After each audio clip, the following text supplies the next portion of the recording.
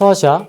우리 서아시아 같은 경우에는 메소포타미아 문명, 아시리아, 아케메네스 왕조 페르시아, 파르티아 박트리아, 사산 왕조 페르시아, 무함마드 등장, 정통 칼리프 시대, 우마이야 왕조, 아바스 왕조.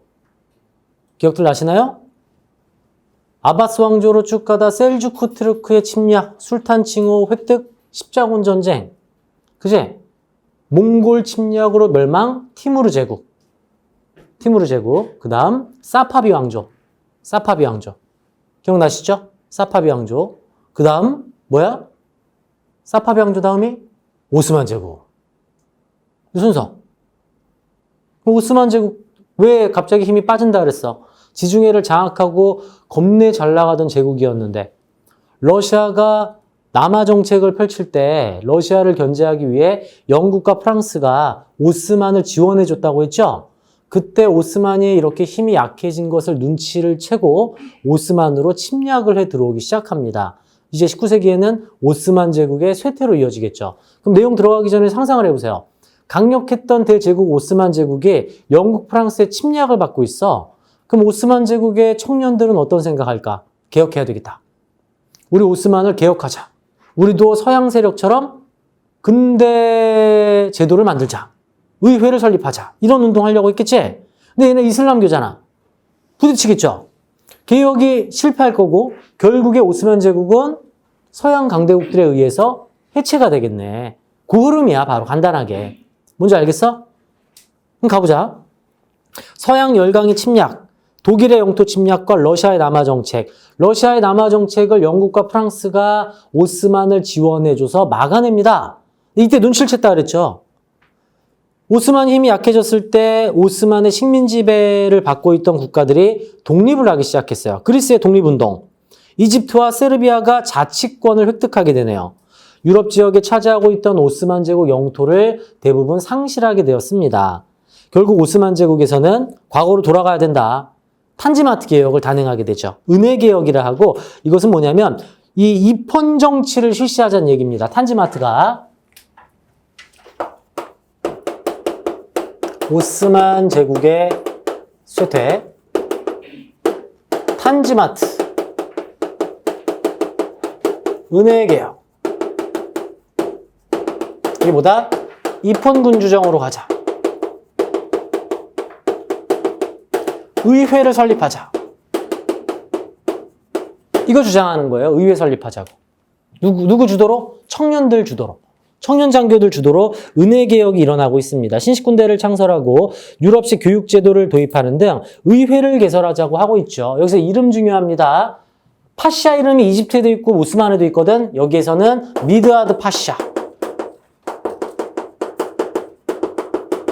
미드아드 파샤 주도로 이 은혜 개혁, 탄지마트 개혁과 의회 설립 운동이 일어나고 있었으나 서양 세력의 반발로 탄지마트는 실패하고 말았어요. 서양 세력의 반발로 개혁에 실패하더라. 요거 하나 체크해서 살펴보시면 되겠습니다. 자, 그러다가 다시 이 입헌군주정이 깨지게 되고 전제군주정이 부활했어요. 황제가 누구야? 술탄이잖아. 술탄이 다시 오스만을 이끌기 시작한 거죠. 왜? 탄지마트가 실패했으니까. 자, 그러다 러시아와의 전쟁에서도 패배하면서 오스만은 더욱더 쇠퇴하기 시작했죠.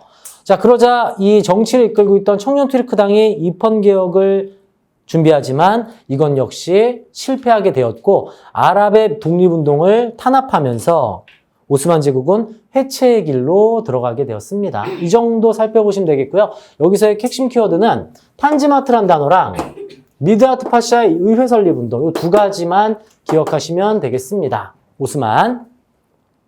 자, 이집트로 가볼까요? 오스만 제국의 식민 지배를 받고 있습니다. 식민지니까 오스만에서 파견한 총독이 이집트를 지배하는 거거든? 그 이름이 누구야? 무함마드 알리입니다. 이집트 사람이 아니야. 오스만에서 파견한 총독이에요. 총독. 무함마드 알리가 오스만에서 파견한 이집트 총독이었는데 무함마드 알리 주도로 자치권을 획득하게 돼요. 이것마저도 오스만은 무마시킬 수 없게끔 힘이 빠진 거야. 오스만이 쇠퇴하다 보니까 이집트가 자치권을 지금 얻어낸 거죠. 알겠지? 자, 이집트 어딨어?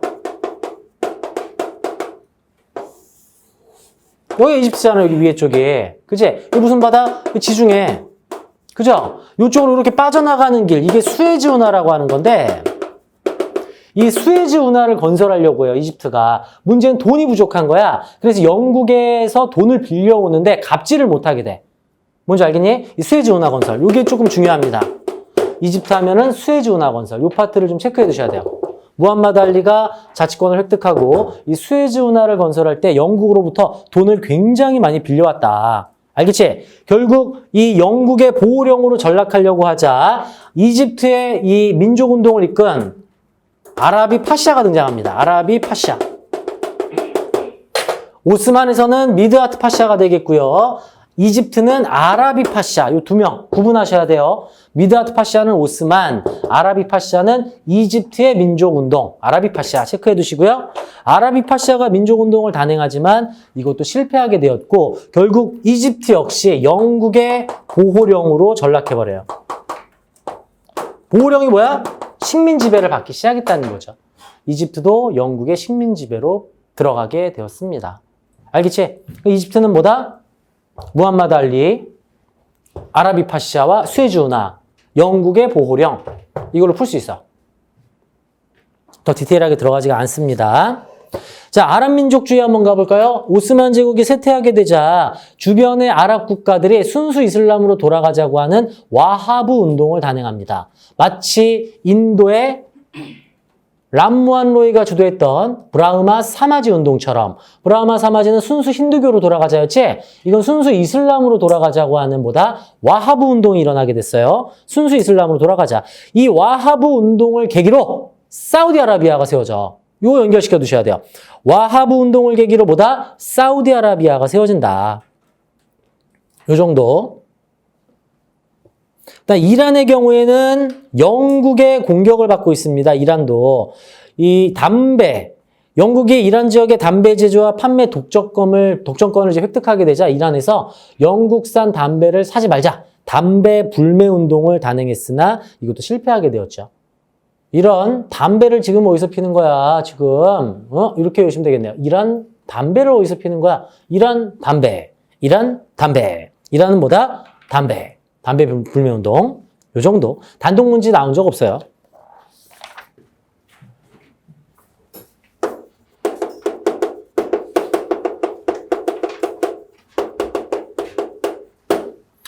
자, 현대세계의 전개 파트인데 여기는 19세기가 제국주의 시대였잖아. 19세기는 뭐다? 제국주의.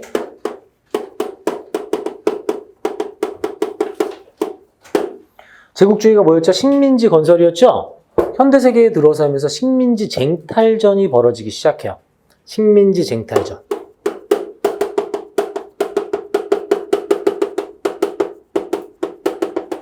유럽 사회가 팀플을 하기 시작합니다. 손을 잡기 시작해요. 삼국 동맹이 결성이 되고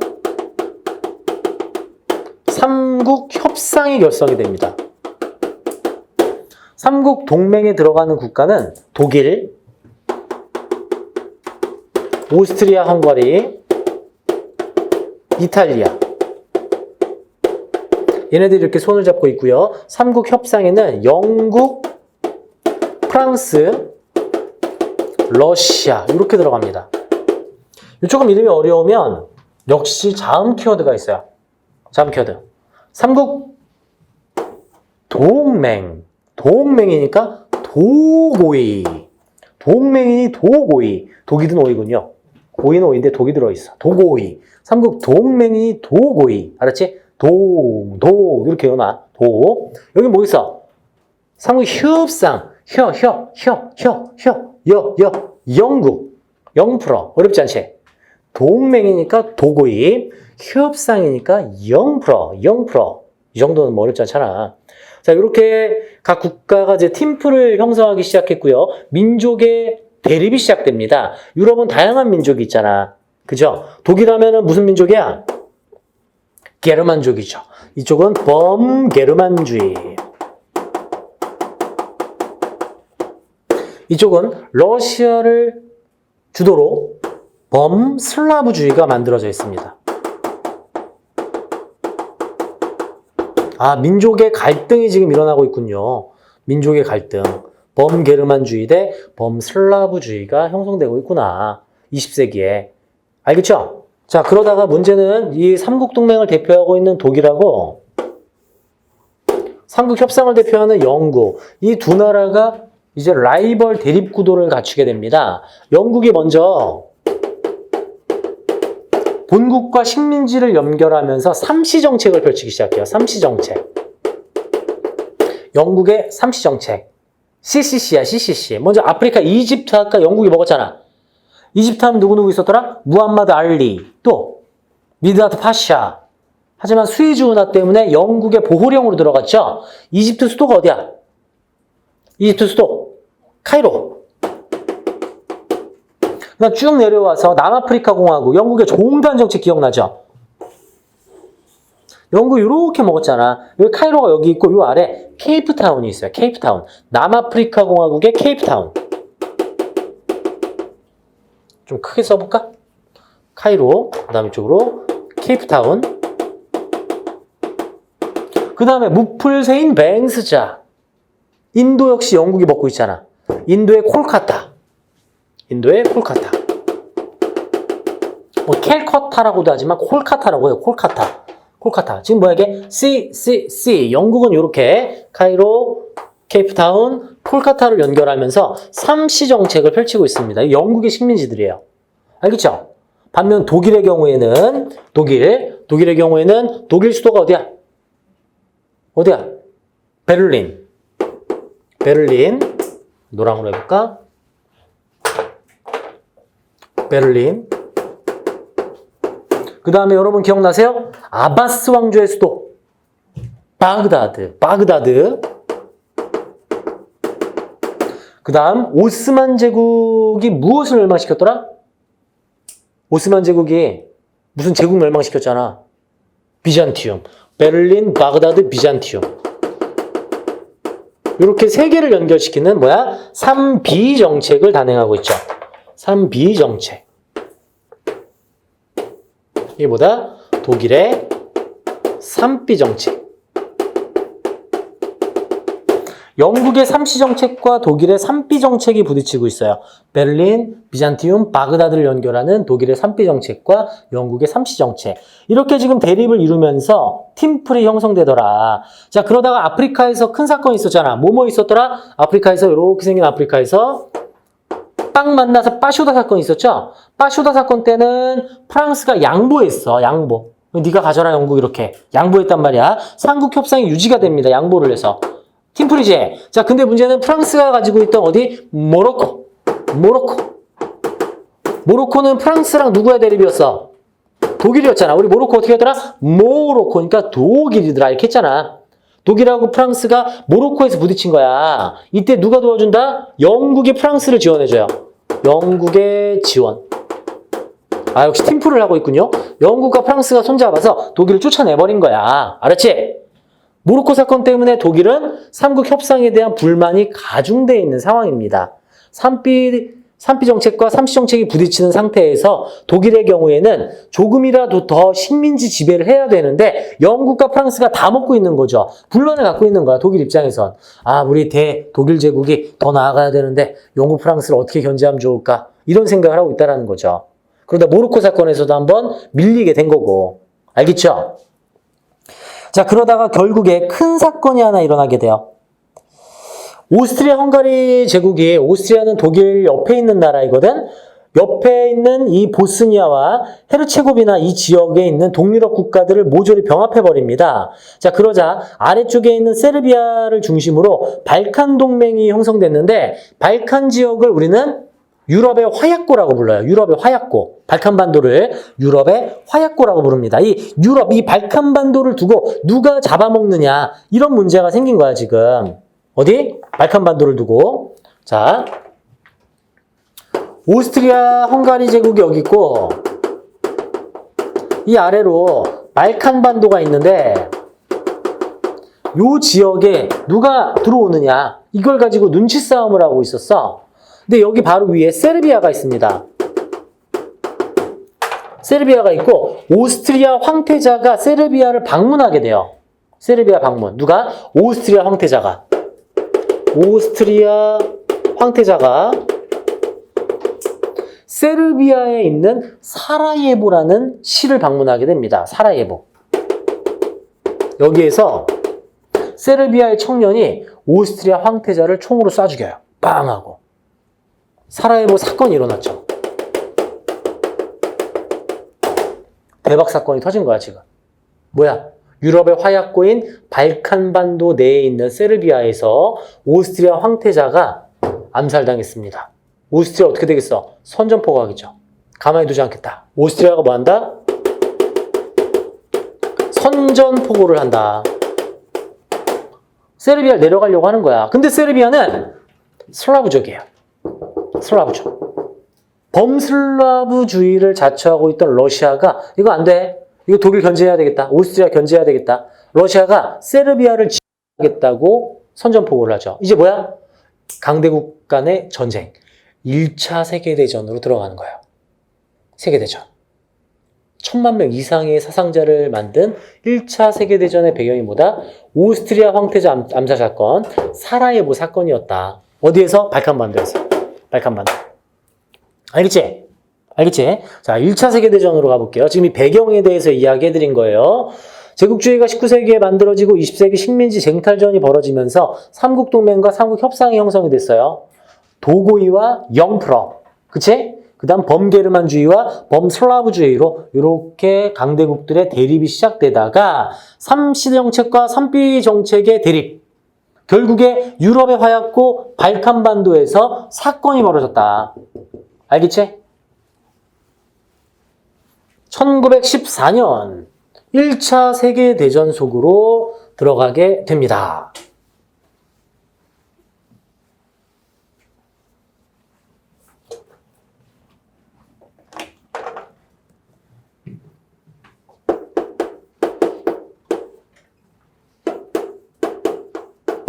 일 차 세계대전. 계기가 뭐다? 사라예보 사건. 전개로 가볼까요? 독일이 벨기에를 침공하면서 전투가 벌어지기 시작합니다. 전쟁이. 뭐가 벌어진다? 벨기에를 침공하면서 전쟁이 벌어진다. 전쟁이. 근데 여기에서 빠르게만 좀 설명을 해주면 벨기에를 침공한 다음 뒤에 독일이 프랑스를 공격하는데 여기에서 프랑스 공격을 하면서 마른 전투하고 솜 전투에서 전투가 굉장히 길어지기 시작해요. 마른 전투, 솜 전투. 프랑스의 마른 솜. 솜이 말랐네. 뭐 이렇게 외워도 돼요. 프랑스의 이불에 들어가는 솜은 말라있다. 마른 솜 전투. 마른 전투하고 솜 전투. 이 전투가 길어진 이유가 그동안의 전쟁 양상과는 다른 전투가 벌어지게 된 거야. 참호전을 실시합니다. 참호전. 참호전.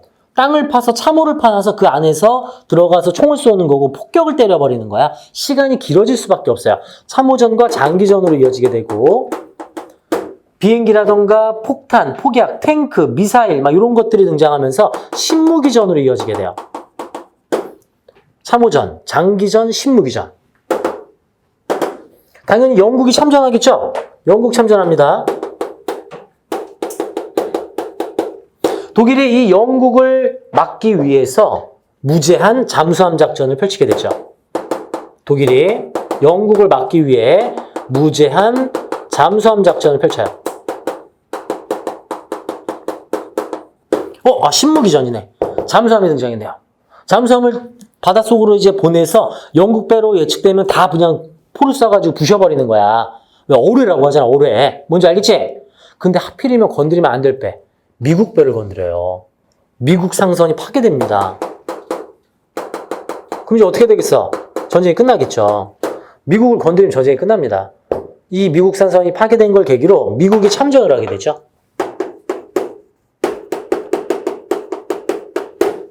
미국 참전. 알겠지? 문제는 이 시기에 또 큰 사건이 이어져. 바로 여기야. 한창 전쟁 중인데 1917년 러시아 혁명이 일어나요.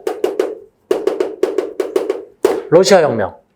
러시아가 사회주의 국가로 변신을 하네. 소비에트 공화국 연방. 뭐야? 소련으로 변신을 하면서 전쟁에서 불참 선언을 해버립니다. 그리고 이탈리아가 배신을 해요. 삼국 협상으로 갈아타.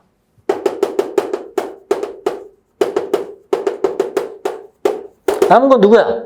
독일밖에 없겠죠. 그죠? 미국이 참전을 하였고 엄청난 군대가 1차 세계대전으로 들어오면서 독일과의 전투 끝에 독일이 패망하고 전쟁이 끝나고 말았습니다. 이게 1차 세계대전의 전개 과정이에요. 자, 이렇게 이 미국이 참전하면서 러시아 혁명까지 일어난 상태에서 이 한 가지 독일 내에서 독일에게서 압박을 받다 보니까 킬이란 이 지역의 군항 수병들이 반란을 일으켜요. 즉 해군이야, 해군. 킬 군항 지역의 이 독일 해군들이 반란을 일으키면서 독일의 황제 빌헬름 2세가 쫓겨나게 되었고요. 이 독일 제국은 멸망하고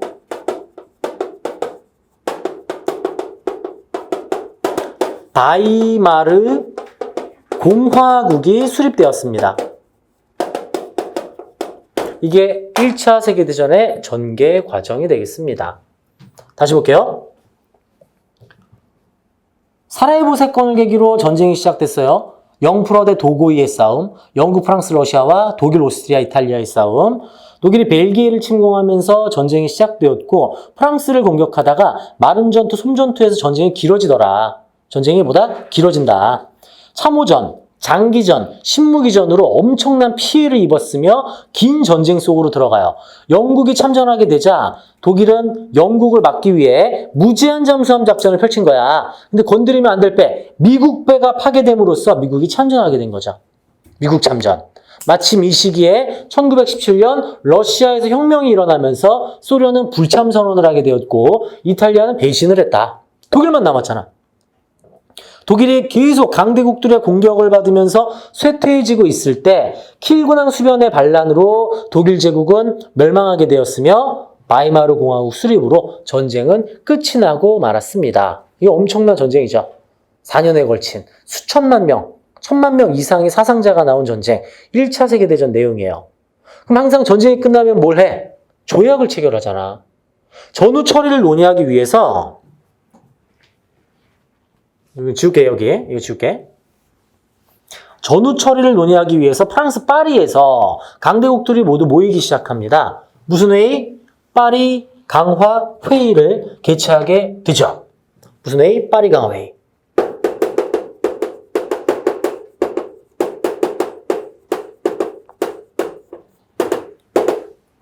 파리 강화 회의.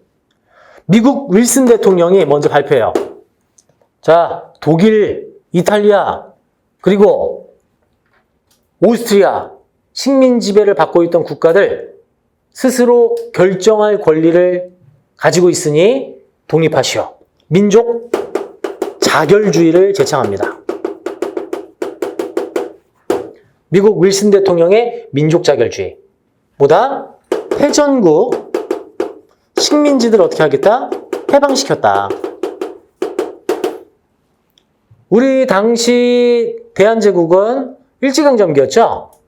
해방됐어? 안 됐죠? 왜? 일본은 영일동맹으로 영국과 동맹국이었기 때문에 승전국에 들어가요. 우리 해당이 안 된 거야. 정말 가슴 아픈 일이죠. 패전국 식민지만 해방, 즉 독일의 힘을 약화시키겠다는 얘기입니다. 이게 민족자결주의, 파리 강화 회의가. 알겠죠? 그 다음 뭐야? 독일이 엄청나게 막대한 배상금을 지불하게 돼요. 배상금 지불. 배상금. 벌금을 낸 거죠. 전쟁, 독일. 알겠지? 그 다음 독일의 이 전후 처리 문제를 두고 조약을 계속 체결하면서 독일을 옥죄기 시작하는 거야. 이건 나중에 2차 세계대전의 결과로 이어집니다.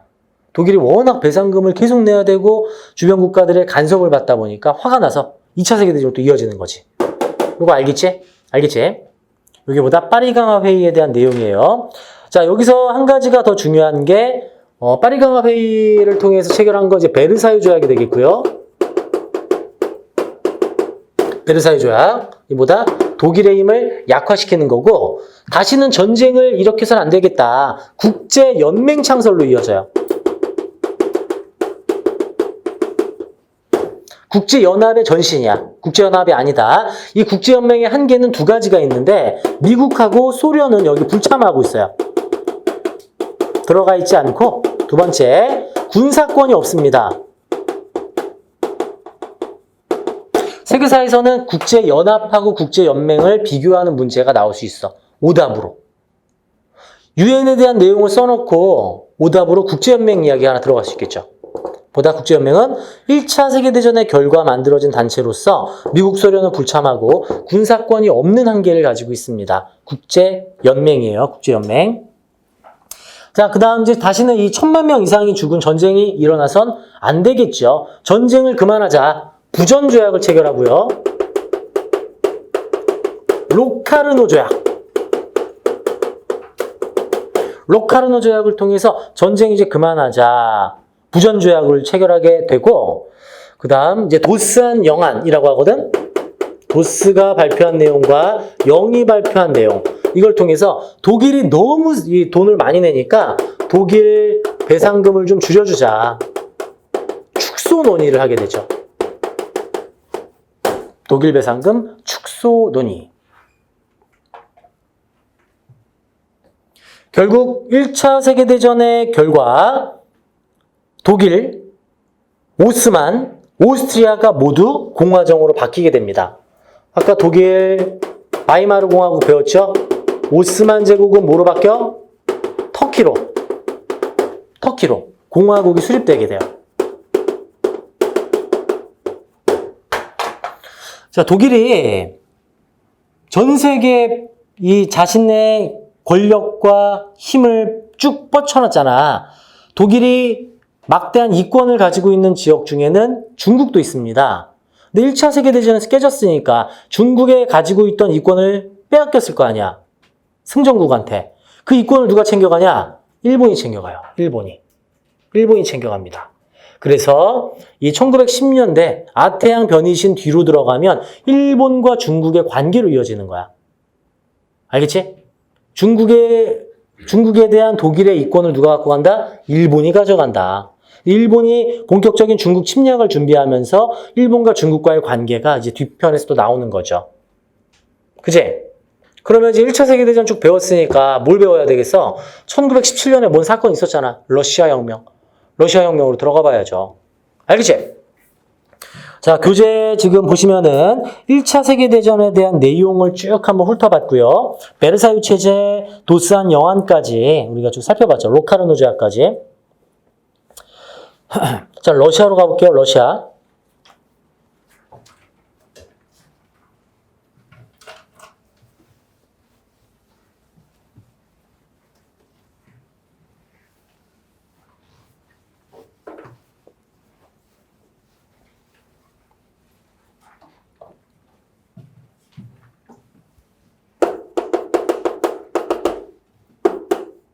자, 19세기 차르의 전제 정치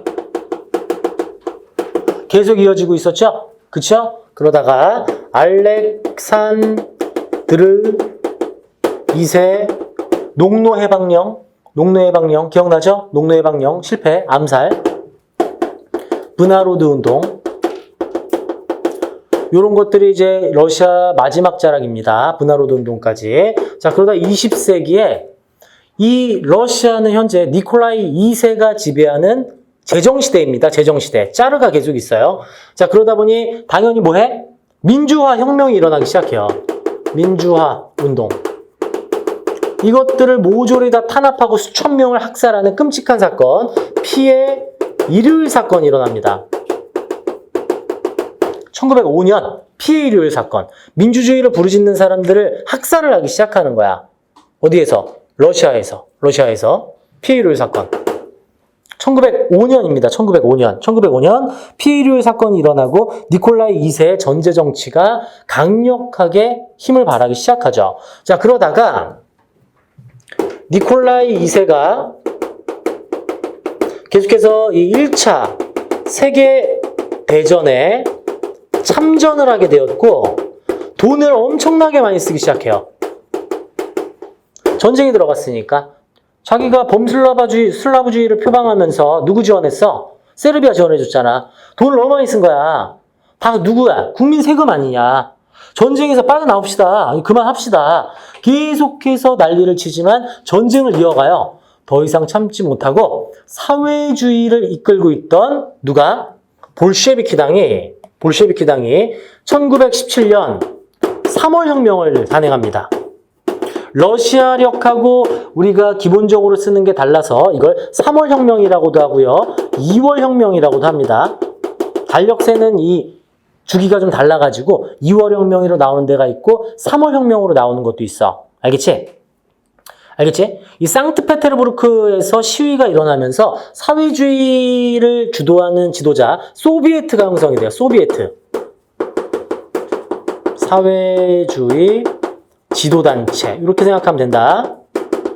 이 소비에트가 주도하여 뭐한다? 임시정부를 수립하고 니콜라이 2세를 쫓아나게 되죠. 자, 지금 전쟁을 끝내야 되는데 문제는 이 임시정부가 전쟁을 계속 지속하는 겁니다.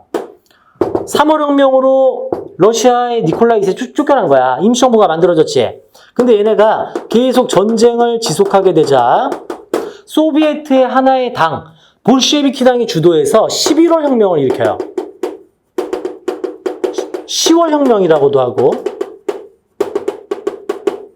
사회주의를 상징하는 색깔이 붉은색이거든. 그래서 붉은 10월이라는 말도 합니다. 붉은 10월, 10월 혁명. 이 10월 혁명을 통해서 임시정부를 박살내고 볼셰비키 당이 주도하여 소비에트 공화국 연맹을 창설하게 되죠. 세계 최초의 사회주의 국가 소련이 만들어지는 순간이에요. 소련. 최초의 뭐다? 사회주의 국가. 사회주의 국가. 자, 헷갈리시면 안 되는 게요. 3월 혁명은 소비에트가 주도했고 11월 혁명은 누구다? 볼셰비키 당이 주도했다. 요 단어. 3월은 소비에트, 11월은 볼셰비키 당. 요 나눠서 좀 보셔야 되겠습니다. 잠깐만. 여기서 불참선언하고 조약 하나 나와야 되는데 교재에는 빠졌구나. 이건 필기를 좀 해놔라. 자, 결국에 이제 뭐야? 볼셰비키가 주도해서 1차 세계대전에서 빠져나오잖아. 그래서 소련과 독일 사이에서 조약을 하나 체결해. 브레스토, 이름이 좀 어려워. 리토프스크 조약. 브레스토 리토프스크 조약을 통해서 소련과 독일은 뭐다? 1차 세계대전에서 빠져나가고 서로 싸우지 말자. 불가침 조약을 체결하더라. 여기까지는 알고 계셔야 돼요. 브레스토 리토프스크 조약. 러시아 혁명. 브레스토 리토프스크 조약. 알았지? 1차 세계대전. 브레스토 리토프스크 조약. 오케이? 알았죠? 두 개 본 거야. 1차 세계대전의 배경, 전개, 결과를 살펴봤고요. 전쟁 중에 있었던 러시아 혁명, 3월 혁명과 11월 혁명에 대해서 살펴본 거예요. 소련이 만들어졌고 불참선언을 하면서 브레스토-리토프스크 조약. 이게 왜 헷갈리냐면 2차 세계대전 때도 조약을 체결하는데 그 이름이 좀 달라 이거하고. 그래서 정리를 좀 해두셔야 돼요.